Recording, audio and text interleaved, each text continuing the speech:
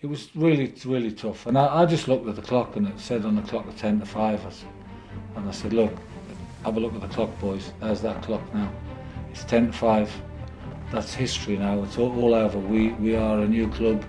We will start again, and we will live and breathe and go on from here. And this is the start of a new era for this football club. Luton Town are a club with traditional values and principles moving into a new era of football. They're back in the mix with England's finest at the pinnacle of their history. Luton Town are Premier League. Can they compete? Will they stay up? They have silenced the doubters and pundits which never believed in fairy tales. We delve into the thoughts of two key parts to Luton's success and reflect on the last time Luton were a part of the biggest leagues and surrounded by the best players. This is Luton Town, the Rebirth.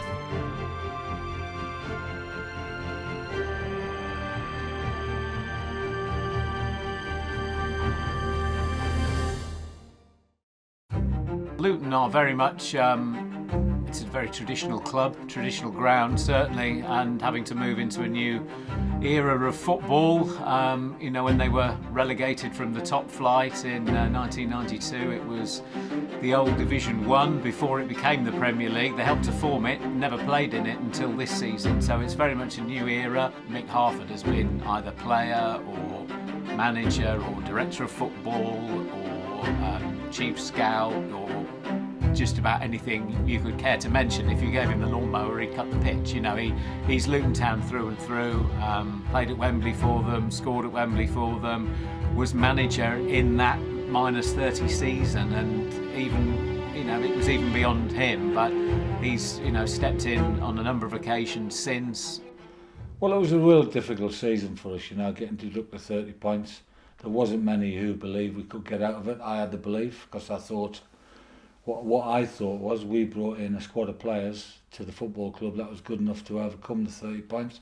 Unfortunately, we didn't. We won a trophy at Wembley in that year, the Johnson's Pate Trophy, which is a great achievement. And unfortunately, we did get relegated. And I'll never forget in the dressing room after the game, as a manager, you just sometimes you don't know what to say. You thinking as you way off the pitch about how you're going to dress the team, how you're going to dress the players and the rest of the staff. And it was a sad occasion, really sad occasion. Luton Town dropping out the football league into the conference, and I felt responsible for it. I thought it was my responsibility. I was the manager, albeit we had 30-point deduction.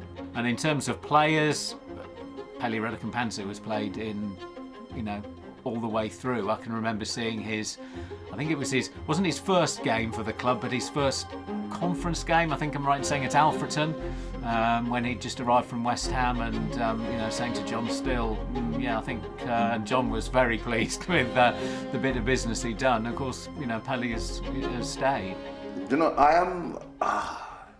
I should be older and mature, because now I'm 29, I've been in the club for however years, 9, 10 seasons or years, however it is, but a bit of both. I don't think I'm too I'm too lighthearted. I love to have a joke. I'm never serious, and it's that captain material. I don't think so, because no one take me seriously. But listen, I love to be the life of the party, life of the change room, and sometimes you need them people in your change room. Just if someone's down or you've lost a game at the right time, you got to make sure people are still enjoying the football and being lively. And I think I bring that, and everyone knows I don't really have any bad days, and I try to lift the club everywhere I can. And Pelly's one of the greatest signings Luton Town's ever made.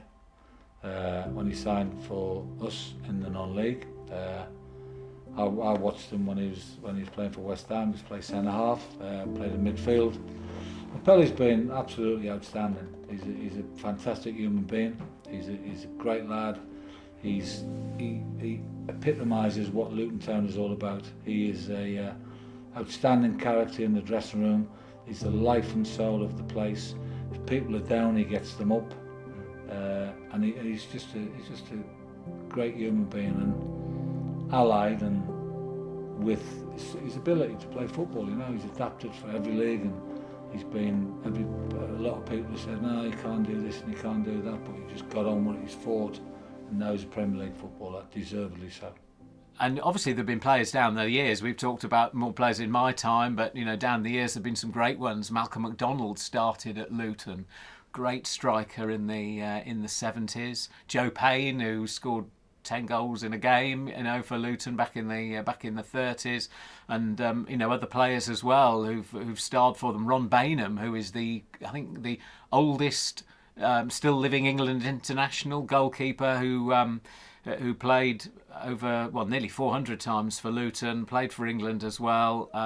So he's a big part, and that's important. I think Luton recognised that the history of the club. There's a Hatters Heritage group that keep all this stuff together, and will have a museum at the new stadium as and when it's built. That the history going back over years and years, over 120 years, is so important to the club. I have complete football afterward. If Luton stay in the Premier, we go to Europe, and obviously it's out. It's wild stuff, but listen, you never know what happens in football. I'm not sure we'll do a Leicester, but you never know. Come on and win the league, but listen, for us to even be in the Premier League right now it's not beyond our wildest dreams. But no one outside of Luton would have thought that we'd have done that, and here we are trying to confirm our status for next season, and we're going to try to do that. I think the main thing from this journey is Luton Town, a club with such old traditions, character and odds against them, to prevail like they have and overcome the doubts and scrutiny from other football fans. It doesn't matter what happens for the rest of the season. It's a club which has given memories to fans which will last a lifetime. Fans will feel nothing but pride and an overwhelming amount of optimism off the back of this. It's a truly special club. It feels like after this journey, after reaching the promised land of the Premier League, Luton Town cannot be defeated. They are reborn in the hardest league in the world.